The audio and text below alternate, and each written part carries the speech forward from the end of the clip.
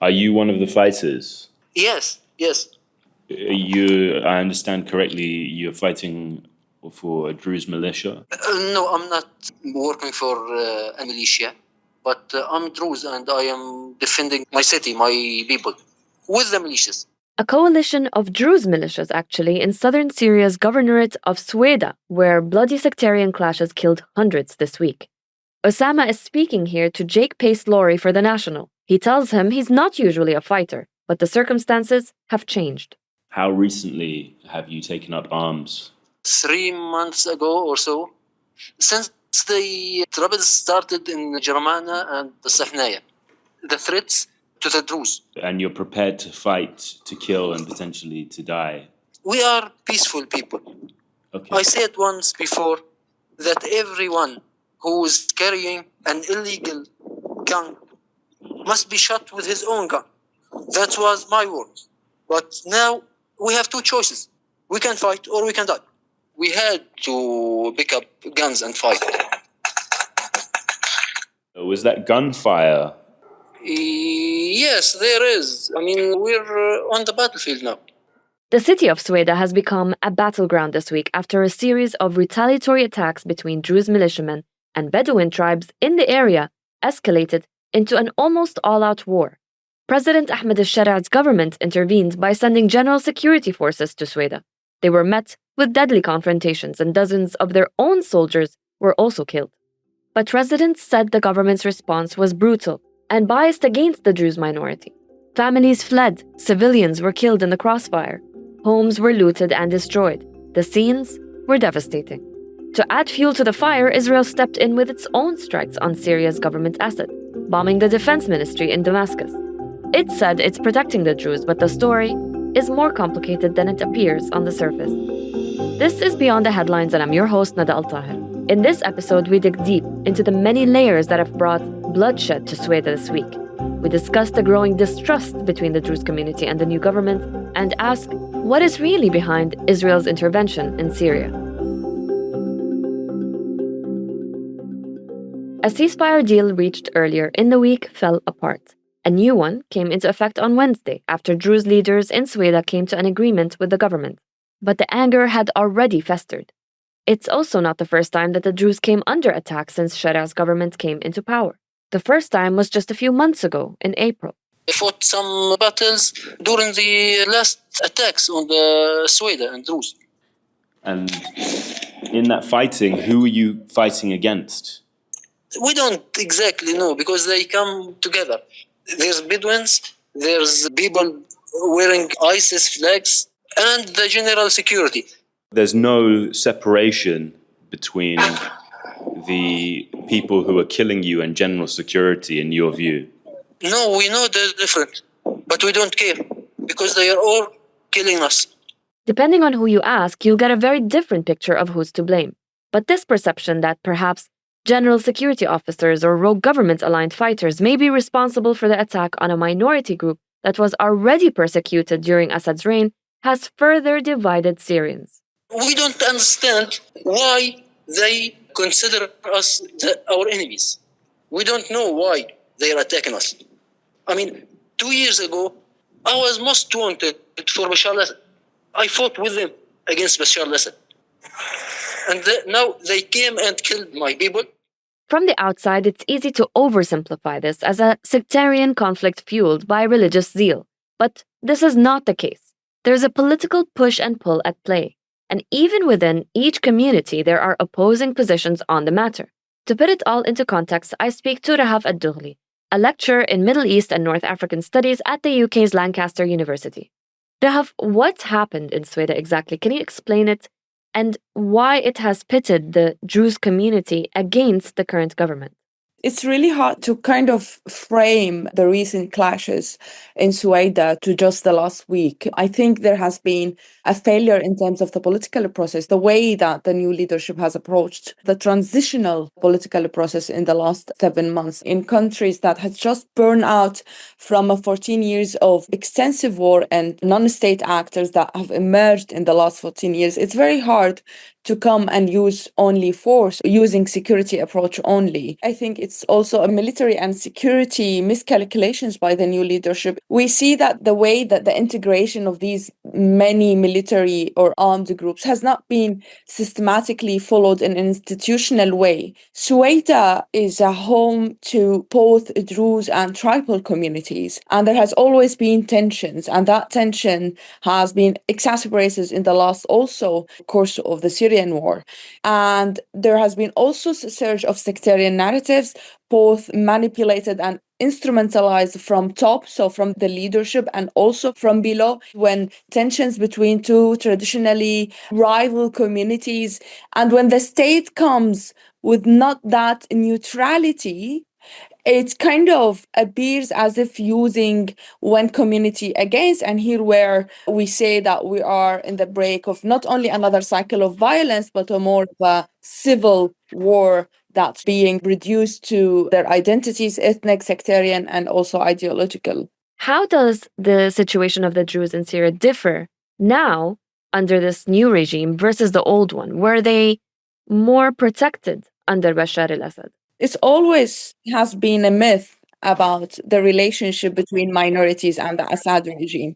It has always been use of labels, especially in Western academia, and how also Assad presented himself as someone who protects minorities because he hails from a minority background. The West has kind of facilitated that discourse for him. But the reality is not like that at all. Like, the situation is much more complex. Actually, the Druze community was treated the same way as the Sunni community in Syria. The Assad regime started with the co-optation process by using and instrumentalizing certain wajahat or traditional tribal leaders within the Syrian communities in order to ensure that they create or build loyalties at the top level. And now when we come at the micro level, you lose all the other voices. You become part of the process of generating another sectarian dynamics and more of ethnicized belonging to the state. So the Druze were also marginalized under Assad regime. And let's not forget, during the course of the 14 years of war, since 2014, they have participated more actively in the Syrian revolution. The Druze community has transitioned from being a subject in authoritarian context by being resilient into a securitizing agent. By the way, many different kind of layers among the Druze communities are also against Al-Hajri and also against the Druze militias.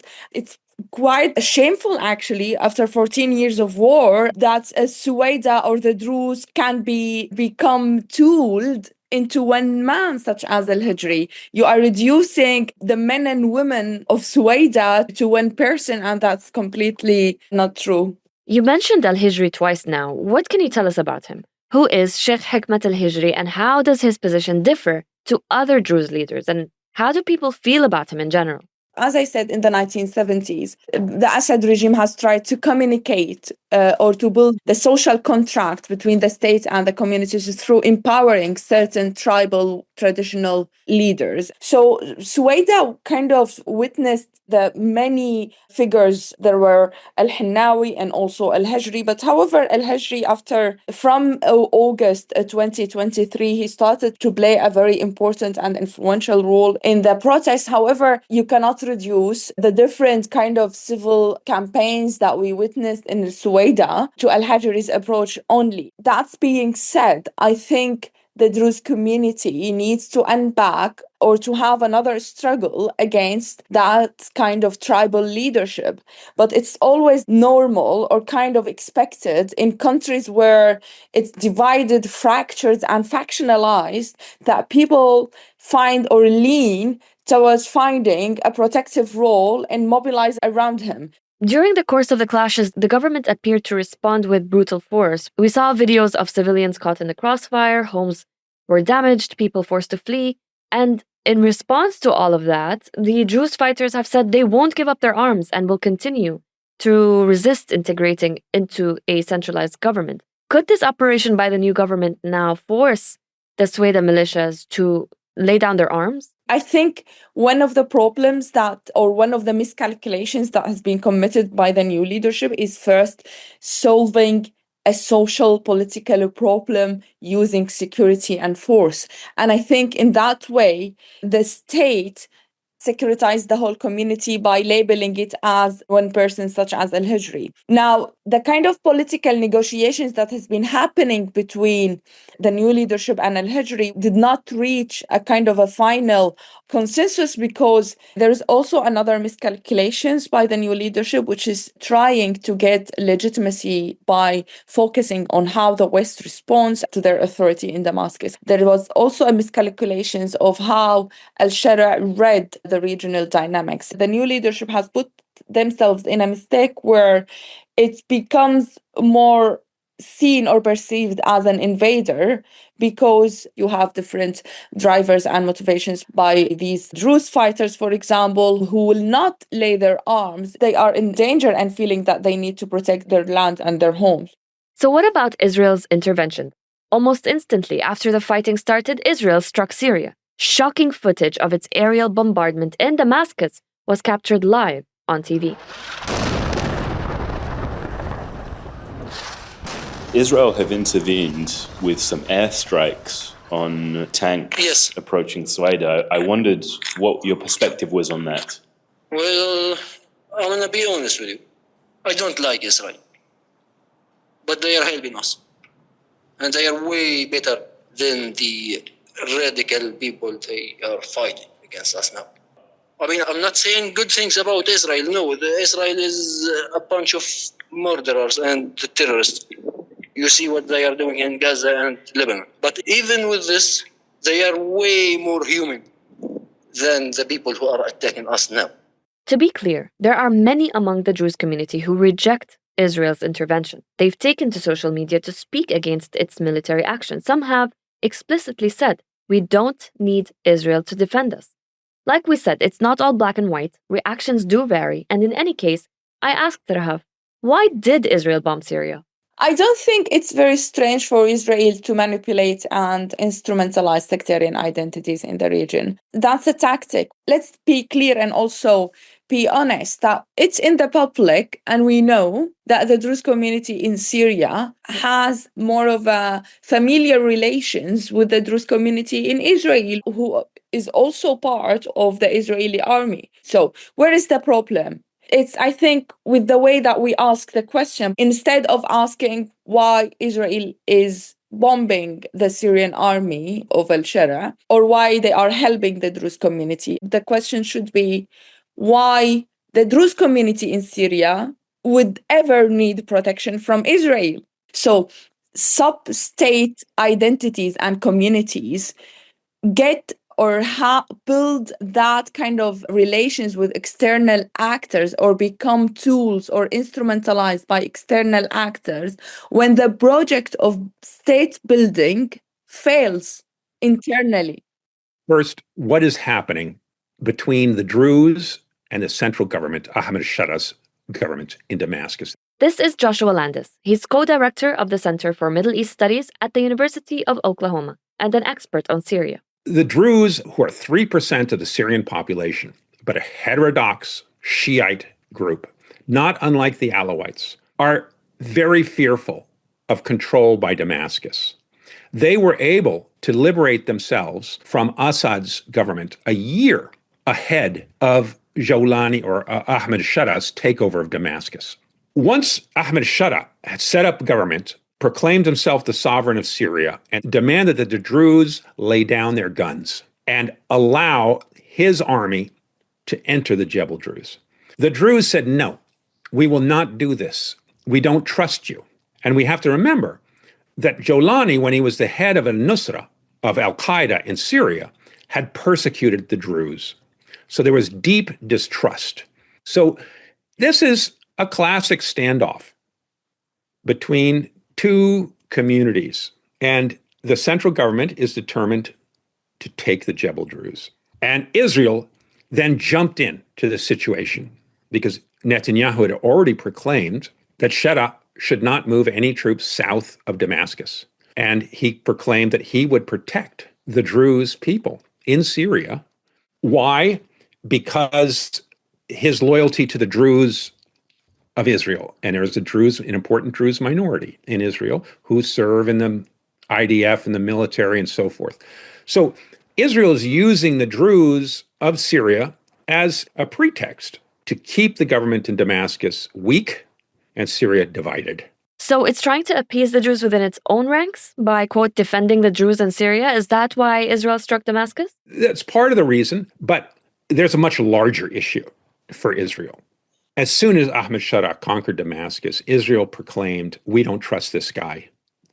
We do not want his army next to ours, our borders. Therefore, he should not come south of Damascus. Israel has acquired complete air dominance over Syria. They have it over Lebanon, Iraq, and Iran now. They don't want to sit down and make peace with Ahmad Shara, who's extremely weak, and allow him and give up their air dominance. America and Donald Trump embraced Shara, said, we've got to give Syria a chance. We're going to lift sanctions. They can build their country again, and insisted that Israel and Syria sit down and make peace. But Israel doesn't want to make peace. Israel has a completely different view. It's been said that the ceasefire came into force now under pressure from the U.S. for government forces to withdraw, and also because of pressure from Israel's military attacks themselves. But there have been mixed reactions from the Druze of Syria themselves towards Israel's intervention. Can you explain to us what those reactions are and why there's such a difference? If you're a Druze, it's a terrible situation because you're stuck between a government in Damascus that you see as Salafi jihadist and Israel, which is using you in order to make Syria weak and divided.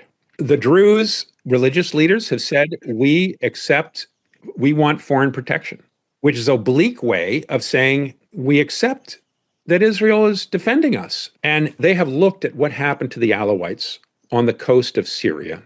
There were widespread massacres in March on the coast, and the government said they were going to carry out an investigation, and they never did. The Druze are worried that they're going to end up like the Alawites. So they have said repeatedly that they do not want to be allies of Israel. What they want to be is Syrians, that they are Syrians, but they want a government in which they have some authority, in which they feel safe.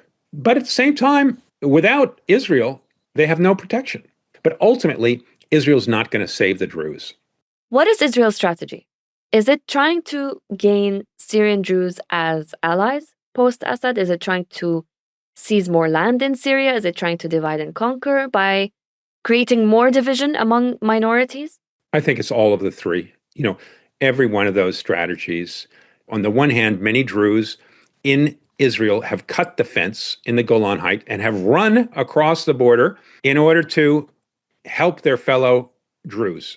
But this presents great danger to Israel because they could be kidnapped, they can be stopped, they could be captured and killed, and then used as a bargaining chip by the Syrian government against Israel. So Netanyahu is pleading with the Druze not to do that, said the IDF will take care of this problem. At the same time, he is using the Druze, of course, as a pawn in a larger chessboard in which he wants to keep Syria weak and divided.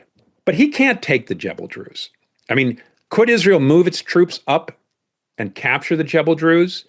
In theory, it could, but it would have to take a giant part of Syria, and it would come into possession of many Syrian Arabs. The last thing Israel can do today is wants to expand the number of Arabs it controls. It's already controls too many in Gaza and the West Bank. So I don't think Israel is going to conquer the Jebel Druze. And the Syrian forces, they're going to centralize their authority, and Israel can flail about, send some rockets, show that they tried to help the Druze, that they did the best they could, but ultimately they're going to throw up their hands and say that what could we do? America's against us. America's supporting the central government in Damascus, and we can't help you. Is there a scenario where Al Shara himself ends up finding himself in a direct conflict with the Israelis? He is in conflict with the Israelis. The Israelis have conquered a whole additional strip of land beyond the Golan Heights that they had traditionally taken. They've taken Jebel Sheikh, which is the highest point. It's only 20-something miles as the crow flies from Damascus. They can now spy into the center of Damascus very easily. Jolani doesn't have an army. He has a few little tanks, and Israel just bombed most of those. Israel's taken a whole bunch of land and is overflies all of Syria at will and has bombed airfields that he's trying to resurrect in the center of Syria. So he's at war, but he doesn't have any good choices. And America's asked him to sit down and make peace. America's biggest demand of Ahmad Al Shara is the Abraham Accords. And then Trump could stand up to Congress and say, I made a deal. An Israeli minister said this week, actually, that Al Shara should be, quote, eliminated. So Trump may want there to be a deal, but does Israel? Because Israel didn't want Assad and now doesn't seem to want Sharia either. So who does it want? Israel does not want to sit down and make a deal with Ahmad Shara. Israel has sat down with his representatives because America's asked them to. But that's kabuki theater. That is just pleasing America. Israel does not have an answer to the Syria problem, which is why it never entered into the situation in the civil war to begin with. It only tinkered around the edges because it just wants to see Syria weak. It doesn't think it can build a better government in Syria. And I think America also wants to wash its hands of Syria. And that's why Ambassador Barak said, we're not in the business of nation building. We're not going to try to promote democracy. We're going to lift sanctions and give Syria a chance to make itself great again. That's it for Beyond the Headlines this week. This episode was produced by Ben Barqawi with reporting by Jake Pace-Laurie. It was audio engineered by Arthur Edison. Du'a Farid is our editor, and I'm your host, Nada Al-Tahir. But one more thing before you go, we do want to hear from you. Help us improve our podcast by taking our 2-minute listener survey. You can find the link in this episode's show notes. Thank you for listening.